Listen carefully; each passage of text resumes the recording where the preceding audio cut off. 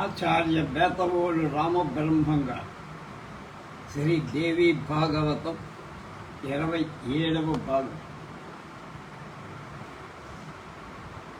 5/9/25 శ్రీ రాధాకృష్ణ జన్మదినమైన ఉపాధ్యాయ దినోత్సవ శుభాకాంక్ష. బిడాల అసిలోమ అనేటువంటి మహిషాసురుడి సైన్యం అంటే సేనా నాయకులు ఇద్దరు యుద్ధానికి రావడం చావటం బట్టి చెప్తుంది. మహిషాసురుడు మండిపడ్డాడు. అసిలోమ బిడాలాక్షులందరినీ ఒకేసారి వెళ్ళి దండెత్తమని మూల బలం తప్ప తక్కిన సైన్యాన్నంతటినీ తీసుకొని దండనాయకులంతా ఒకేసారి బయలుదేరారు. సింహవాహనం మీద సిద్ధంగా కూర్చున్న మహాదేవిని చూశారు. ఖడ్గ కేటకాది శస్త్రాలు ధరించి అష్టాదశ భుజాలతో వెలిగిపోతోంది. అసిలోముడు ఒక్క అడుగు ముందుకు వేసి చిరునవ్వుని చిందిస్తూ వినయంగా శాంతంగా అమ్మవారిని అడిగాడు. సుందరి, నిజం చెప్పు, నువ్వు ఎందుకు వచ్చి నేను నీకు ఏం అపరాధం చేశా? ఎందుకని మమ్మల్ని చంపుతున్నా? కారణం మా పొరపాటు ఉంటే సరిదిద్దుకుంటాం, మరి కుదుర్చుకుంటాం. బంగారు మణులు రత్నాలు ఏవి ఎన్నైనా కావాలంటే ఇవన్నీ ఇస్తాం, స్వీకరించి వెళ్ళు. ఈ పోరాటాలు ఈ చంపుకోవడాలు ఎందుకు? యుద్ధం సర్వసుఖాలను అపహరిస్తుందని పెద్దలంటారు. అందులోనూ పరమ సుకుమారిలాగా ఉన్న పూల తాకిడికే తట్టుకోలేవు. శరాఘాతాలు ఎలా సహిస్తున్నావు? చాలా ఆశ్చర్యంగా ఉంది సుమా అని. యుద్ధం చేసే చాతుర్యం నీకు ఉంది, ఒప్పుకుంటాం. కానీ మనకున్న చాతుర్యాలు శాంతికి సుఖాలకి ఉపయోగపడాలి, కానీ కయ్యాలకు కడగండ్లకు దారి తీయకూడదు కదా. చాతుర్యస్య ఫలం శాంతి సతతం సుఖసేవనం మత్తత్తిమర్థం దుఃఖహేతు సంగ్రామం కర్తుమస్మిచ్చతి. ఈ ప్రపంచంలో ఎవరైనా సరే సుఖాలను వరిస్తా, దుఃఖాలను తిరస్కరిస్తా. నాకు తెలిసినంత వరకు సుఖం అనేది రెండు రకం, నిత్యం అనిత్యం. ఆత్మజ్ఞానం నిత్య సుఖం, అది శాశ్వతం. భోగానుభవం అనిత్య సుఖం, అది వినాశ ఉన్ముఖం. అంచేత అనిత్యం అశాశ్వతం ఇటువంటి సుఖం పరిత్యాజ్యమని వేదశాస్త్రాలు ఘోషిస్తున్నాయి కదా. అలా కాక సౌగత మతాన్ని, బౌద్ధాన్ని కనుక అంగీకరిస్తే యౌవన భోగాలను యథేచ్ఛగా అనుభవి. పరలోకం సందేహాస్పదమే, ఉందో లేదో ఎవరికి అనుకుంటే నిరంతరం భోగపరాయణురాలపై భూలోకంలో సుఖం తప్పేండి. ఈ దేహానికి యవ్వనం అనిత్యమని తెలుసుకోవడం అన్ని మతాలకు అవసరం. కాబట్టి పరులను హింసించటం లేదా పీడించటం లాంటి పనులను విడిచిపెట్టి వాటితో కాలాన్ని వృధా చేసుకో. చేతనైనంత మేర సుకృతాలను ఆచరి. ధర్మార్థ కామాలకు పరస్పర విరోధం లేకుండా చూసి ధర్మబద్ధంగా అర్ధ కామాలను సేవించు కళ్యాణి. ధర్మం పట్ల కాసెంత మనస్సు పెట్టి శ్రద్ధ వహించి నీ పట్ల ఏ విధమైన అపరాధాన్ని ఎవరూ చెయ్యని దైత్యులను దారుణంగా హింసించటం ఏ రకంగానైనా ధర్మం అవుతుందా? ఒక్కసారి ఆలోచించి. ధర్మానికి దయే శరీరమని, సత్యమే ప్రాణమని పెద్దలు చెబుతారు కదా. అంచేత దయను సత్యాన్ని కాపాడటం అవశ్య కర్తవ్యం అంటున్నాం. దయా ధర్మస్య దేహోస్తి సత్యం ప్రాణా ప్రకీర్తిత. తస్మాత్ దయా తదహం సత్యం రక్షణీయం సదాఖరి. ధర్మానికి దయయే శరీరం, సత్యమే ప్రాణం పెద్దలు చెబుతారు. అంచేత దయను సత్యాన్ని కాపాడడం అవశ్య కర్తవ్యం, అది వాటి. ఇంతకీ నా ప్రశ్న ఏమిటంటే, దానవులను నువ్వు ఎందుకు సంహరిస్తున్నావు? కారణం చెప్పు. నీకేం మేము అపకారం చేశాం, అపరాధం చేశాం? అసిలోముడి తర్కానికి అమ్మవారు స్పందించి చెదిరిపోని చిరునవ్వుతో బదులు చెప్పే. అసిలోమా, ఇప్పటికీ మీ వాళ్ళు అందరూ నన్ను ఈ ప్రశ్న వేశారు, చెబుతున్నారు. ఎందుకు వచ్చానో, ఎందుకు చంపుతున్నానో నేను సర్వకాలాలలో సర్వలోకాలలో సంచరిస్తూ ప్రాణికోటి చేసే న్యాయాల సాక్షి మాత్రంగా చూస్తూ నాకు ఎప్పుడూ ఏ రకమైన భోగ ఇచ్చాలే, లోభం కాని, ఒకరితో వైరం కాని, ధర్మం కోసం, సాధు రక్షణ కోసం ఈ ప్రపంచంలో సంచరిస్తూ ఇది నా వ్రతం. దీన్ని నిరంతరం పాలిస్తూ వేదాలను సాధువులను రక్షించాలంటే అధర్మాలను అసాధువులను సంహరించి ఇందుకోసం ఎన్నో అవతారాలు ధరించారు. ప్రతి యుగంలో ధరిస్తూనే నీ మహిమను దురాచారుడు దేవతలు హింసించారు. నీ మహిషుడు దురాచారు దేవతలను హింసించాడు, సంహరించాడు. ఇది నేను తెలుసుకున్నా. ఆ దుష్టుణ్ణి స్వరపుత్రుణ్ణి స్వరశత్రువుని సంహరించి తీరదు. నిజం చెప్పాను. ఇక నీకు కలబడతావో పరిగెడతావో తెచ్చు. నీ ప్రభువుకు చెప్పు. వాళ్ళని వీళ్ళని యుద్ధానికి కాకుండా స్వయంగా రమ్మ. యుద్ధం చెయ్యమను. సంధి చేసుకోదలిస్తే దేవతల వైరం లేకుండా శాశ్వతంగా పాతాళానికి వెళ్ళిపోయి ఇంతవరకు దేవతలు జయించి ఏ ద్రవ్యాలన్నీ తెచ్చుకున్నారు అవన్నీ బుద్ధిగా తిరిగి ఇచ్చి మరీ వెళ్ళారు. పాతాళంలో ప్రహ్లాదుడున్నాడుగా, అతడితో పాటు హాయిగా జీవించి జగదంబిక చేసిన ఈ ప్రతిపాదన అసిలోముడు శ్రద్ధగా వినయంగా విన్న. సహచరుడు బిడాలుడితో చర్చించి సంధి విగ్రహం అంటే యుద్ధం ఏది ఇప్పుడు సలహాయు చెప్పారు. బిడాలుడు కూడా క్షణమాలు అసిలోమా, మన ప్రభువుకి అభిమానం ఎక్కువ, ఈ యుద్ధంలో ఓడిపోతానని తెలుసు.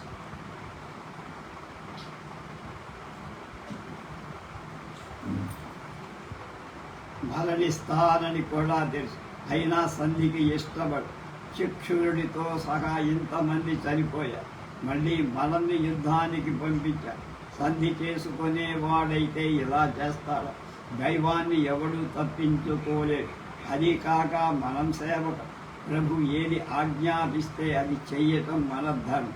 సొంత ఆలోచనలు కానీ మనాభిమానాలు కానీ మనకి పనికిరా. సూత్రధారులు ఆడించినట్లల్లా తోలు బొమ్మలు ఆడాల్సిందే. కనుక సేవావృత్తి చాలా దుస్సాధ్యమైంది సుమ.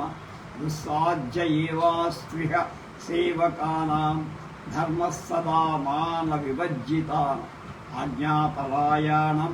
ఆజ్ఞాపరాణం వశవర్తికానాం పంచాలికావామివ సూత్ర భేదా. మహిషాసురుడి సన్నిధికి వెళ్ళి ఈ కఠోర విషయాన్ని నువ్వు కానీ నేను కానీ చెప్పగలమా? రత్నరాసులు ధనరాసులు దేవతలకు సమర్పించి పాతాళానికి పారిపోమ్మని మహాదేవి సంధి ఒడంబడిక చేసిందని ప్రభువుకి ఎలా చెప్పగలరు? సత్యమో అసత్యమో ప్రభువులకు ఎప్పుడు ప్రియమే హితం కలిగిస్తుంది కదా. అప్రియం చెబితే అది అక్కడ మన పనైపో. అప్రియమైన సత్యం చెప్పాల్సి వచ్చిన మౌనంగా ఉండిపోవడం బుద్ధిమంతుల లక్ష్యం. రుచించని మాటలతో ప్రభువును ప్రబోధించడం ఎంతటి వీరులకైనా శ్రేయస్కరం కాదని నీతి శాస్త్రం చెబుతా. హితం పలకడానికి కానీ నీ నిర్ణయం ఏమిటి అని అడగటానికి కానీ మనంతట మనం ప్రభు సన్నిధికి వెళ్ళకూడదు. పిలిస్తే వెళ్ళాలి, అడిగితే చెప్పాలి, చెబితే వినాలి. లేకపోతే ప్రభువులకి కోపం వస్తుంది. నా నూనం తత్ర గంతవ్యం హితం నా వక్తుమహదరాత్ ప్రస్తుం వాపి గతే రాజా కోపయుక్తో భవిష్యత్.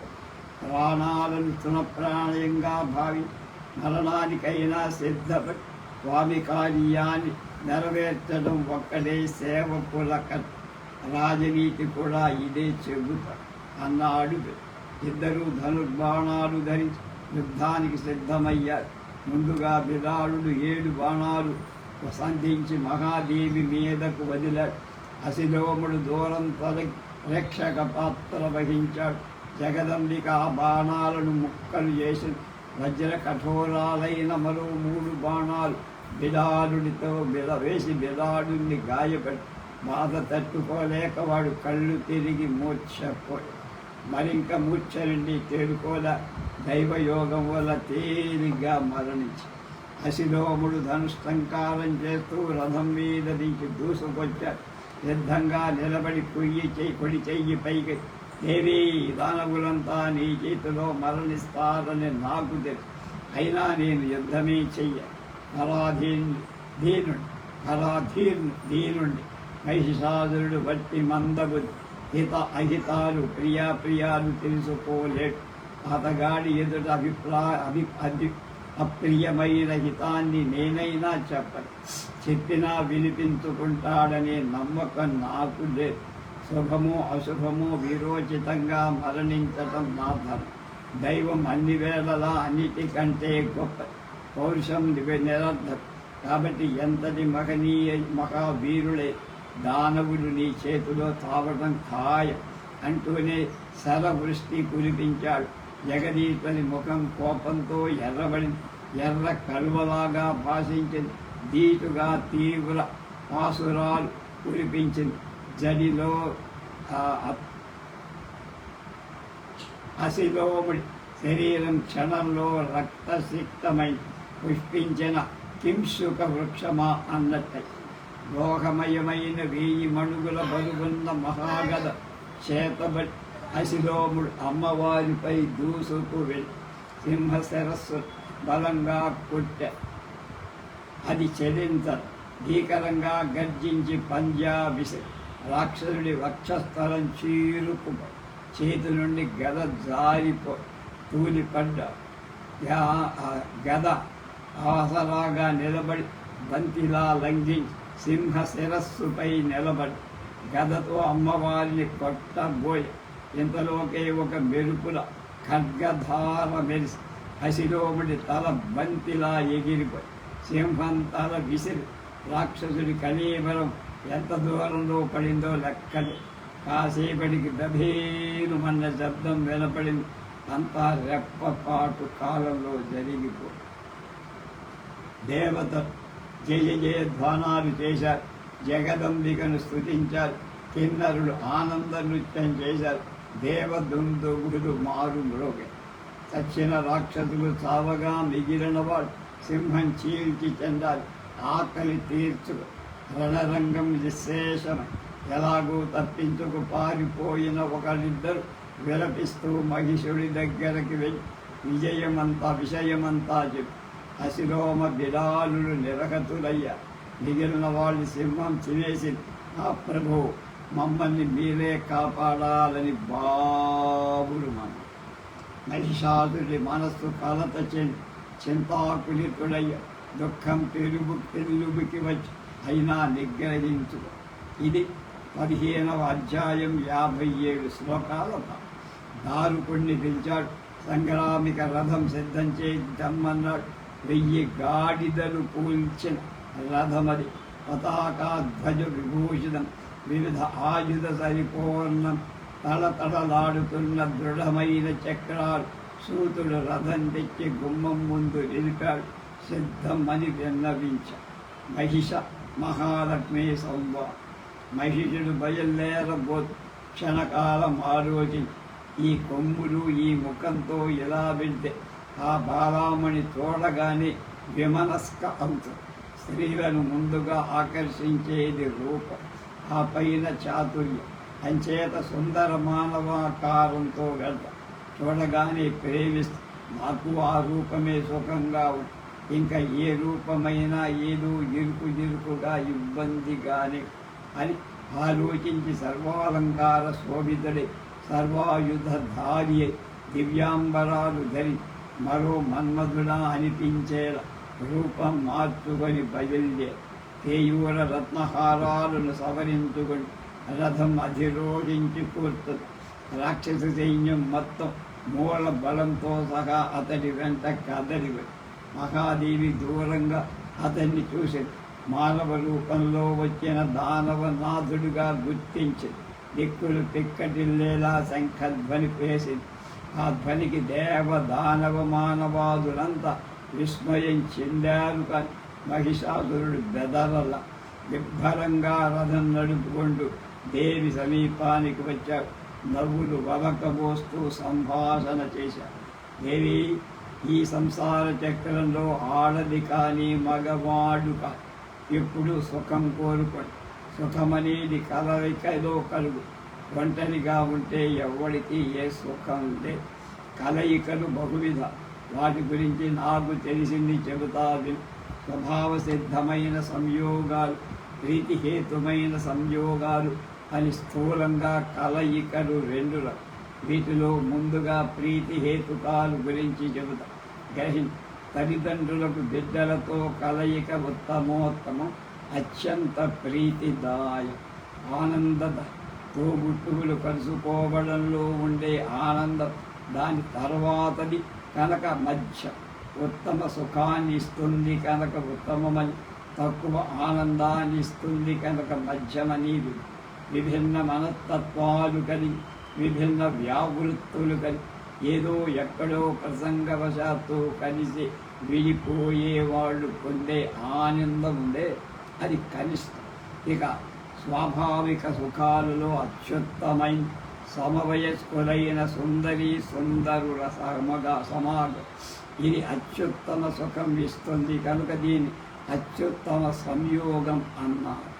చాతుర్యం, రూపం, వేషం, వయస్సు, కుల, స్త్రీలాలు, గుణాలు ఇలాంటి వాటి వల్ల స్త్రీ పురుషుల పరస్పరం ఆనంద సముత్కర్ష కలుగు.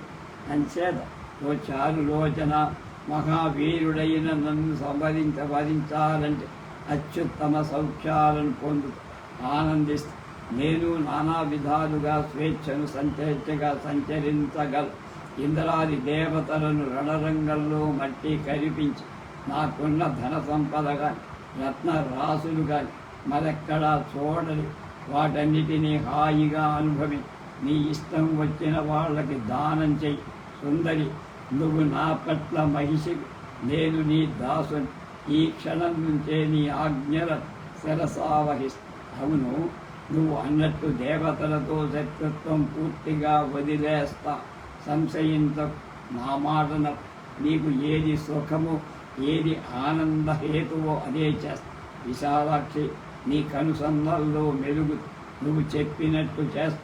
ఓ కలభాషిని, నీ సౌందర్యానికి సమ్మోహితుణ్ణే అయ్యా. నా మనసు నీకు లొంగిపోయింది. ఆతురులనై నిన్ను శరణు వేడుతున్న కామబాణ పీడితులనై ప్రసన్నుడిగా నీ సన్నిధికి వచ్చా. రంభోడు, నన్ను దయతోడు, నన్ను కాపాడు. శరణాగత రక్షణం ధర్మలో గొప్పదని, ఉత్తమోత్తమని ధర్మం గల.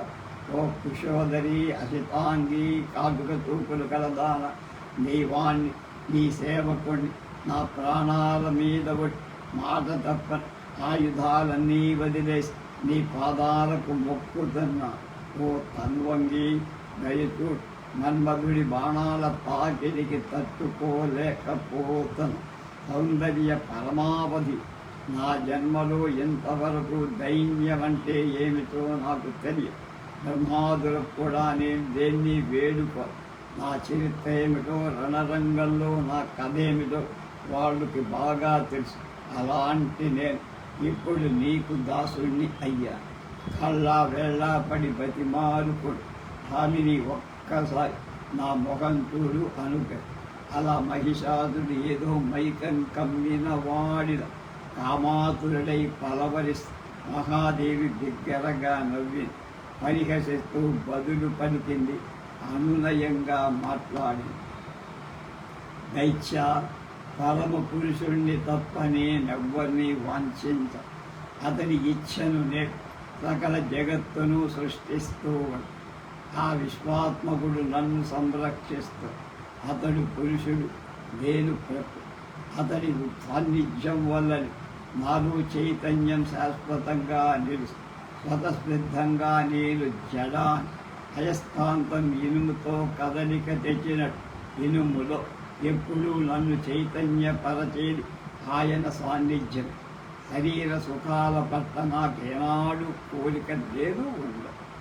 రహస్య సస్మితం వాక్యమువాచ వరవల్లిని నాగం పురుషమిచ్చామి పరమం పురుషం విన తస్య తీర్థ సత్య చేచ్ఛాస్మహ్యహం దైత్య సృజామి సకలం సృజగత్ నవాం పశ్యంతి విశ్వాత్మ తస్యాహం ప్రకృతి శివా తత్సన్నిధ్య వశాదేవ చైతన్యం మయి జాతు యదాహం తస్య సంయోగాత్ ప్రభవామి సచేతన అయస్కాంతస్య సాన్నిధ్యాత్ ఆయసశ్చేతనాయ న గ్రామ్య సుఖవాంఛామి కదాచిదపి జాయతే. అవి ఏవి ఎరగని మహామూర్ఖుడివులు నన్నొక మామూలు మహిళగా భావించి సంగమం కోరుకుంటున్న విర్రాడా. అసలు మహిళ అంటేనే పురుషుడికి శృంఖల బానిస. ఎనవ సంఖ్యలనైనా విడిపించుకోవచ్చు కానీ మహిళా బద్ధుడికి మాత్రం మోక్షం. అయిన మూత్రాగారాన్ని సేవించడానికి ఎందుకు ఇంత వెంపర్లాడుతున్నావు నాకు అర్థం కాదు. ఎంత మందమతి. శమం అలవరుచు. శమం అంటే ఇంద్రియనికి. శమం వల్లనే శాంతి సుఖం. నారీ సంఘం సుఖప్రదం కాదు, మహా దుఃఖదాయకం. గుర్తించు, మోహం వదులుకోవు. అమర అసురా దేవతలతో వైరం విడిచిపెట్టి పాతాళానికి పారి. నీకు జీవించాలని కోరికే ఉంటే ఇదొక్కటే. లేదంటే ధనుస్సు ఎక్కువెత్తి నేను బలీయసి నిలిచి యుద్ధం చెయ్యి. దేవతలు అందరూ కలిసి నిన్ను పంపించారు. నన్ను పంపించి కేవలం నిన్ను సంహరించటానికే వచ్చానురా. ఇది నిత్యం సత్యం. నీ మాటల్లో కసిపించిన సహృదయానికి సంతోషించి నీకు ఈ అవకాశం ఇస్తా. పాతాళానికి పోయి ప్రాణాలు దక్కి అక్కడ ప్రహ్లాదులతో కలిసి యథేచ్ఛగా 7 మాటలు పలికితే చాలు సజ్జనులని మైత్రిగా భావిస్తారట. అందుకని నిన్ను విడిచిపెట్టి బతకాలనుకుంటే పాతాళానికి పాయి. చావాలనుకుంటే సుఖంగా యుద్ధం చేయి. నిన్ను సంహరించి తేరత. ఇందులో ఏ అనుమానం లేదు. అమ్మవారు ఎంతగా చెప్పినా మహిషాసురుడిలో మార్పు రాదు. కామమోహితుడు కన్నుగాల వాక్చాతుర్యం వెలగబెట్టారు. పద్మముఖి నవయౌవనంలో ఉన్న సర్వాంగాలలో సౌందర్యం ఉట్టి పడుతోంది. పువ్వు సోకినా కందిపోతావేమో అన్నంత కోమలంగా ఉన్నావు. నేను సంహరించాలంటే నా కాళ్ళు చేతులు ఆడటం లేదు. ఏదో తెలియని భయంగా బెంగగా ఉంది. లోకపాలకులను జయించాను, ఇంద్రుణ్ణి జయించాను, హరిహరాదులను జయించాను. నాకు నీతో యుద్ధమా పద్మాక్షి? ఎందుకిలా నన్ను ఇబ్బంది పెడదు? వద్దు. కానీ నేను నచ్చితే పెళ్లి చేసుకో, లేకపోతే వెళ్ళు. ఎక్కడి నుంచి వచ్చావో అక్కడికి వెళ్ళిపో, అంతే. నిన్ను నేను చంపలేదు, పరిమార్చలేదు. ఎందుకంటే నీ మీద స్నేహం పెంచుకున్నా కనుక. ఇతను చెప్పా, శుభం పనిగా వెళ్ళు, హాయిగా వెళ్ళు. నీలాంటి అందగత్తెను సంహరిస్తే చివరికి మిగిలే దేవుడు. అదేమైనా నా కీర్తికరమ శోభ. మహిషాసురుడంతటి మహావీరుడు ఒక మహిళామణి సంహరించాడని అపకీర్తి నాకెందుకు? పైగా స్త్రీహత్య, బాలహత్య, బ్రహ్మహత్య మహాపాతకాలని, ప్రాయశ్చిత్తం లేని మహాపాపాలని అంట. నాకా వద్దు. చంద్రాశ, నిన్ను ఈ క్షణంలో ఇంటికి తీసుకుపోగ. కానీ అలా చెయ్యటం నాకు ఇష్టం. బలాత్కారంలో సుఖం లేదు. అంచేత ఇంతగా చెబుతాను, వినయంగా పలుకుతాను. రాధేయపడు. ఆలినీలాలక స్త్రీ లేనిదే పురుషుడికి సుఖం లేదు. పురుషుడు లేకపోతే స్త్రీకి సుఖం లేదు. ఇద్దరూ కలిస్తే సుఖ అనుభవం, విడిపోతే దుఃఖానుభవం. నువ్వు అందగత్తు, యవ్వనంలో ఉన్న సర్వాలంకార శోభితవైవన్ అన్నీ బాగానే ఉన్నాయి. కానీ ఒక్క చాతుర్యమే లేకపోయి. అందుకే నన్ను వద్దంటు. భోగాలకు దూరంగా ఉండాలని, సుఖాలను అనుభవించకూడదని నీకు ఎవడు ఉపదేశించాడు? కానీ గొప్పగా మోసం చేశా. వాడు నీ ప్రథమ శత్రు. ఎప్పటికైనా తెలుసు. కళ్ళు తెరు. అనవసరమైన పట్టుదలను విడిచిపెట్టే సుందరి, ఇకనైనా సుఖపడు. నన్ను పెళ్లి చేసు. అది నీకు సుఖం, నాకు. విష్ణుమూర్తితో లక్ష్మి, చతుర్భుజుడితో సరస్వతి, రుద్రుడితో పార్వతి, ఇంద్రుడితో శచీదేవి ఎలా సుఖపడుతున్నారు. ప్రతి పతి లేనిది ఏ పడతికి సుఖం లేదు. ఈ మాత్రం తెలుసుకోలేవా? అవును, ఇంతకీ మన్మధుడు ఏమయ్యా? 5 బాణాలు ఉన్నాయి కదా, వాటితో సున్నితంగానైనా కొట్టి నిన్ను బాధించటం లేదా? మందమతి మర్చిపోయాడు కాబు, లేదంటే నాలానే వాడు నీ పట్ల దయామయుడయ్యాడా? అబలవు కదా అని నిన్ను విడిచిపెట్టి వారితో నాతో గట్టిగా వైరం పెట్టు. ఆ దుష్టుడు అన్ని బాణాలు నా మీదే గుర్తిస్తాడు.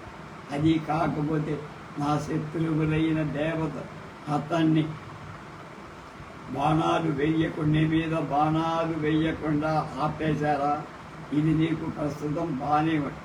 ఆ తర్వాత పశ్చాత్తం దేవతలు సుఖ విధ్వంసులని త్వరలోనే అప్పుడు అయ్యో మహిషాసురుణ్ణి తిరస్కరించగానే అనే బాధపడు. వెనకటికి మందోదరి ఎలాగే అనుకూలుడైన పతిని విడిచిపెట్టి తర్వాత శత్రుణ్ణి పెళ్ళాడి ఏ సుఖానికి నోచుకో కామాత్తయి పరితపించి తలోదరి నువ్వు అలాగే అయిపోతావేమో అని నా భయం. అధ్యాయం 16లో 65 శ్లోకాల భావం. మహిషుడు చెప్పిన మందోదరి ఉత్తరం. మహిషాసురుడి మాటలు అసహ్యంగా ఉన్న జగదంబిక దయ తలిచి వింటూ ఎక్కడో ఒక చోట ఆగుతాడు కదా, సమాధానం చెప్పుదామని ఎదురు. మండోదరి ప్రస్తావన కుతూహలంగా దానవా, ఎవరు ఈ మండోదరి? ఏ రాజు విడిచిపెట్టి ఏ శత్రుణ్ణి పెళ్ళాడి, ఎలాంటి దుఃఖాలు పొంది కొంచెం విస్తారంగా చెప్పు విందాం. మహిషాసుడు ఉత్సాహంగా అందుకున్నాడు. తన్వి, ఈ భూగోళం మీద సింహళం అనే దేశం చాలా ప్రసిద్ధం. పెద్ద పెద్ద చెట్లు చేమలతో అందంగా ధనధాన్య సమృద్ధి కలిగిన దేశం. చంద్రసేనుడని ఒక ధర్మపరాయణుడు దాని ప్రభు. న్యాయం తప్పకుండా పరిపాలిస్తాడు. శాంతచిత్తుడు, సత్యవాది, మృదు స్వభావం. మహాశివుడు, నీతి సముద్రం, కూరిమి ఉన్నవ. ధర్మశాస్త్రాలన్నీ చదివారు. ధనుర్వేదంలో అంతటి వాడు లేదంటే అతిశయోక్తి. భార్య పేరు గొడవ, పేరుకు తగ్గ మనిషి, సౌందర్య సౌశీల్యాల పులిది, సదాచార పరాయణుల పతి భక్తికి పెట్టింది పేరు. సర్వలక్షణ సంయుక్త. వీళ్ళకి ప్రథమ సంతానంగా ఆడపిల్ల. ఇద్దరు సంతోషించారు. మండోదరి అని పేరు. మండోదరి చంద్ర కళలాగా దినదిన ప్రబద్ధమానమాన 10వ ఏడు వచ్చేసరికి అందరి మనస్సులను కలచివేసే సౌందర్యంతో కన్యకామణి అయి తండ్రి చంద్రసేనుడు వరాన్వేషణ తత్పరుడై మద్రదేశానికి సుధన్వుడి రాజు కొడుకు కంబుగ్రీవుడి నవయువకులను. అందరిలో, తెలివితేటల్లో, బాహుబలంలో, పరాక్రమంలో, సంపదలో అన్నిటా సరితూగే సంబంధమని బ్రాహ్మణుడు చెప్పు. మండోదరికి అన్ని విధాలా తగినవాడు, యోగ్యుడని చెప్పారు. చంద్రసేనుడు పట్టమహి గుణపతితో ఆలోచించి కంబుగ్రీవుడికి ఇచ్చి మండోదరి వివాహం చేద్దామనుకొని ఒకసారి అమ్మాయి అభిప్రాయం కూడా కనుక్కొని వస్తాను ఉండండి. గుణవతి లోపలికి మండోదరికి విషయించింది. తల్లి మాట వింటూనే కన్యామణి కన్సుమని, నేను ఎవరిని పెళ్ళాడ, నాకు వద్దు పెళ్ళి, దాని మీద నాకు కోపగా ఇష్టం లేదు. కౌమార వ్రతం స్వీకరి, ఇలా కన్యగానే కాలం గడిపేస్తా, స్వతంత్రంగా జీవిస్తా, తీవ్రంగా తపస్సు చేస్తా. అమ్మా, సంసారం ఒక మహాసాగర్. పరతంత్రకు మించిన దుఃఖం లేదు, స్వతంత్రానికి మించిన సుఖం లేదు. నిజానికి స్వాతంత్రమే మోక్షమని శాస్త్ర కోవిదులు చెప్తున్నారు. అంచేత సంసార బంధాలు తగులుకోవడం నాకేమాత్రం ఇష్టం. మళ్ళీ పెళ్ళి వద్దు, ఢిల్లీ వద్దు, ప్రతి గద్దు గీతి నన్ను ఇలా ఉండనివ్వదు, స్వతంత్రంగా బతకని. వివాహ సమయంలో అగ్ని సన్నిధిని ప్రమాణం చెయ్యాలి. భర్తకు అణగిమణిగి ఉంటాను, అడుగుదాడల్లో నడుస్తాను, అత్తవారింట అందరి దానిపై సేవ చేస్తాను, అందరికీ దాసీనై సేవ చేస్తానని మాట ఇవ్వాలి. అది నాకు నచ్చు. ఒకడి చెప్పు చేతల్లో ఉండడు, అతడు మగడే కావచ్చు. దుఃఖాలకెల్లా మహాదుఃఖం కర్మకారి. ఆ మగడు ఎప్పుడైనా ఇంకొకడిని తెచ్చిపెట్టి ఇక ఆ సమతి పోడు ఎంత దుఃఖమో వర్ణనాతి. ఈర్ష్య అసూయలు పుట్టుకొస్తాయి. పరస్పరం అవిశ్వాసాలు, అనుమానాలు, అనుక్షణం చేదరింపులు, దెప్పి పొడుపులు. అబ్బబ్బబ్బా, ఊహించడానికి కూడా భయాన. అది సంసారం కాదు, ఘోర నరకమైన కొంత నయమే. ఇవి పైకి కల్పించని కష్టాలు, వినిపించని దుఃఖం. అమ్మా, సంసారంలో సుఖం ఎక్కడ? అందులో ఆడదాని స్త్రీలు స్వభావ సిద్ధంగానే పరతంత్రం తీయటి కలలు కంటూ కూర్చోవటమే తప్ప స్వప్నం లాంటి సంసారం విశేషి. మన ఆడవారికి సుఖం ఏమిటి? సౌఖ్యం. సంసారే సుఖం సునూతం నారీణాం చ విశేష స్వభావాత్ పరతంత్రాణ సంసారే స్వప్నధర్మి. ఇవన్నీ పూర్వకాలంలో ఉత్తానపాదుడికి కుమారుడు ధ్రువ అనుజుడనే రాజు సకల ధర్మజ్ఞుడై ఉండి పతివ్రత ప్రతిరక్షణ సమరాయణ రాజ్యం ఏ అపరాధం లేకుండా వదిలిపెట్టి ఇంకా ఇలాంటి వృత్తాంతాలు కనుక ప్రతి పరిశక్తకు జీవితం ఎంత దుర్లభమో అదు. కాలయోగం బాగోగా కట్టుకున్నవాడు కాస్త హరీమని ఆడదాని బ్రతికేంక. వైధవ్యాన్ని మించిన నరకం ఉందా? భర్త ఊళ్ళో లేకపోతే భార్యకు ఇంటిలో రోజు గడవదు. ఇక శాశ్వతంగా దూరమైతే చెప్పాలి. మర్దన తాపమని, ప్రతి సమాగమంలో సుఖమని. ఏమిటో ఇవన్నీ నిజంగా సుఖాలేనంటారు. నాకైతే ఇవన్నీ కలలుగా కనిపిస్తాయి. అంచేత నేను ఎప్పటికీ పెళ్లి చేసుకోగాక పెళ్లి చేసుకో, అది నా నిశ్చయం. మదనాగ్ని విదగ్ధాయా కిం సుఖం పతి సంగమం తస్మాత్ పతిర్న కర్తవ్యం సర్వధేతి సుతిర్మ. మండోదరి మాటలు విన్న గుణవతి ఆశ్చర్యపడి, ఆ కన్న కూతురే ఇలా మాట్లాడుతోందా అనిపిస్తుంది. అయినా వాదించలేక మౌనంగా వెళ్ళి భర్తకు చెప్పి, అమ్మాయి వివాహం చేసుకోనంటోంది, కౌమారవ్రతం ఆచరిస్తానంటోంది, సంసారం అంటే అసహ్యంత, అది దాని సారాంశం చెప్పి చంద్రసేనుడు ఒక నెట్టోటు సరే అన్నాడు. వివాహ ప్రయత్నాలు మానేసి మండోదరి కన్నవారి ఇంట్లో సురక్షితంగా కాలం గడుపుతోంది.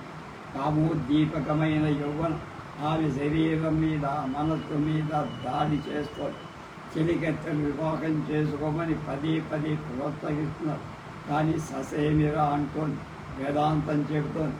నోళ్ళు మూసి ఒక రోజున అందంగా అలంకరించుకొని చెలికత్తెలతో కలిసి వన విహారానికి వెళ్ళి కుసుమించిన కొందరిళ్లలో ఎగరుతూ తొమ్మిదల జంకారాలు, కోకిల కలపూజితాలు వింటూ ప్రకృతి రామణీయకాన్ని పరవశించిపోతూ ఎగిరి అందమైన పువ్వులు కోసం చెలికత్తెలతో ఆడుతూ పాడుతూ ఎగరి. దైవవశాత్తు కోసలాధిపతి వీరసేనుడు అదే సమయానికి అటొచ్చాడు. ఒక్కడే వచ్చాడు.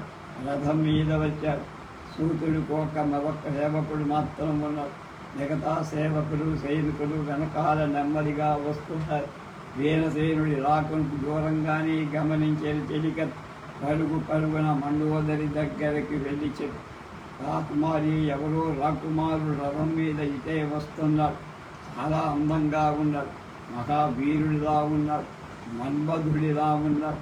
నీ అదృష్టం బాగుండి ఇటే వస్తున్నాడు అని ఆయాసపడుతూ ఇంతలోనే వీరసేనుడు అక్కడికి వచ్చాడు. మండోదరిని చూసి ఆ సౌందర్యాన్ని ఆశ్చర్యపోయి ముగ్ధుడయ్యాడు. రథం దిగాడు. పరిచారకుడు పిలిచాడు. బాలా, ఈ విశాలాక్ష ఈ మహారాజు కూతురు వన విహారానికి వచ్చారా?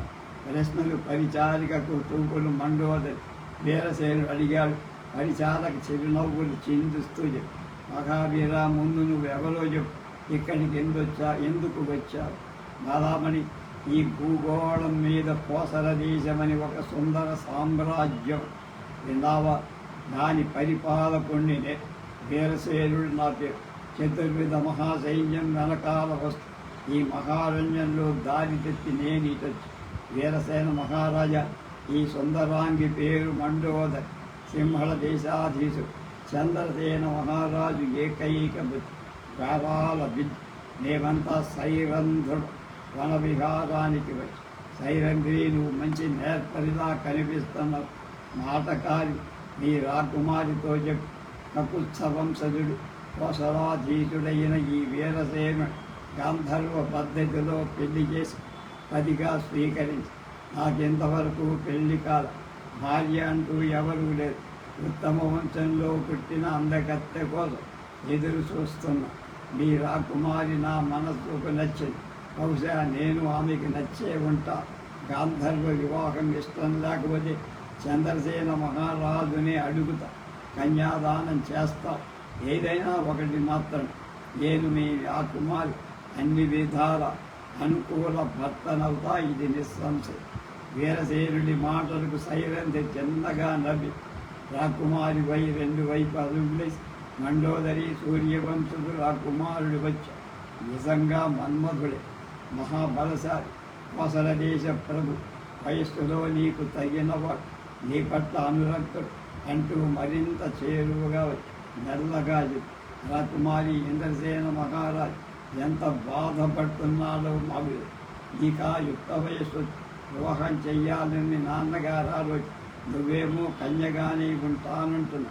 ఏం చెయ్యలేక తన ఆవేదన మా తండ్రి మా దగ్గర చెప్పుకుంటున్నారు. నీకు సేవలు చేస్తూ నీ మనసును మళ్లించి వివాహానికి ఒప్పించి మమ్మల్ని ఎన్నోసార్లు కూడా చెయ్యము. నీకు సేవలు చేస్తాం. అయితే నీ హఠం మాకు తెలుసుక నీతో ఆ ప్రసంగం చెయ్యటానికి ఎంతకాలం ఉన్న ఊరుతాం. భర్తకు సేవ చెయ్యటం నీచ కార్యమేం కాదు.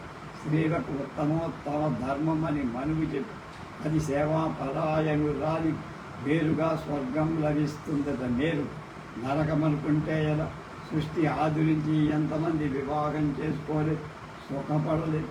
మొగుడికి పిల్లలకి సేవ చేయదు అవమానం అనుకుంటే ఎలా? సంసారం అన్నాక సుఖాలు ఉంటాయి, కష్టాలు. అంత మాత్రాన అందరూ నీలాగా భీష్మిస్తారా? చూడు, లోకంలో ఎంతమంది హాయిగా సంసారాలు చేసుకుంటూ. నరకం అనే దానికి నువ్వు ఒక్కరివే కనిపించావు. పిచ్చి పిల్ల, అలాంటి భయాలేం పెట్టుకో. అతడెవడో యోగ్యుడిలా కనపడుతున్నాడు. స్వయంగా వచ్చి వరించాడు. నీకే సేవలు చేస్తానంటున్నాడు. నా మాట విని అతన్ని పెళ్లి చేసుకో. నీ తండ్రి సంతోషిస్తాడు, మేము ఆనందిస్తాం. హాయిగా సుఖపడుదుగా అంటూ ప్రబోధించి, సైరంధ్రి, నేను వివాహం చేసుకోనని ఎన్నోసార్లు చెప్పు, మళ్ళీ చెప్పు. ఇక ఎప్పుడు ఆ ప్రసంగం నా దగ్గర నేను తపస్సు చేసుకొని నా నిర్ణయానికి తిరుగుడు. అతడు సిగ్గు లేకుండా కళ్ళప్పగించి నన్నే చూస్తున్నాడు. వెంటనే ఆపేయి అంటూ రుసరుసలాడు విసవిస 10 గజాలు దూరం నడిచి అటు తిరిగి నిలబడింది. మనం సైరంధ్రి సాలోచనగా అడుగు వేసి మెల్లగా మండోదరి దగ్గర బుజ్జగిస్తూ అనునయంగా, ఆ కుమారి మన్మధుడు దుర్జయుడు సుమా, కాలం అన్ని వేళ ఒక్కలా సాగదమ్మా. అంచేత మరొక్కసారి ప్రశాంతంగా ఆడు. నా మాట విని పద్యం విజయం చెప్తా చెవిని పెట్టి నేలాగా భీష్మించు కూర్చుంది. తర్వాత కష్టాల పాలు. ఒంటరిగా ఎంతకాలం ఉంది. వయస్సు అయిపోయాక తోడు కావాలన్నా ఆ వేళ బాధపడు. నేను బాగా ఆలోచించి నీ మేలు కోరి చెబు. నీకన్నా పెద్దద అనుభవం ఉన్నదా? లోకం చూసిందా? ఎందుకు చెబుతున్నాను? ఒకసారి ఆలోచించి ప్రకృతి విరుద్ధంగా ప్రవర్తించవు. ఇది శ్రేయస్కరం కాదు. ఇంతగా చెప్పినా మండోదరి వినిపించుకోర. అదే తిరస్కార భావం. సైరంధ్రి, దైవయోగం ఎలా ఉంటే అలా జరగని నేను మాత్రం పెళ్లి చేసుకోను అని ఖండితంగా. సైరంధ్రి విసిగిపోయి ఈ మొండి ఘటానికి ఎంత చెప్పి ప్రయోజనం లేదనుకుంది. ఒక నిట్టూర్పు విడిచి వీరసేనుడి దగ్గరకు వచ్చి, రాకుమారా, మన్ని నీ దారి నువ్వు చూసుకో. మా రాకుమారి వివాహానికి ఒప్పుకోవటం లేదని వీరసేనుడు మౌనంగా నిర్గమించాడు. విమనస్కుడై రాజధానికి చేరాడు. 17 అధ్యాయం 61 శ్లోకాల భావమే. మిగతా విషయాలు రేపు.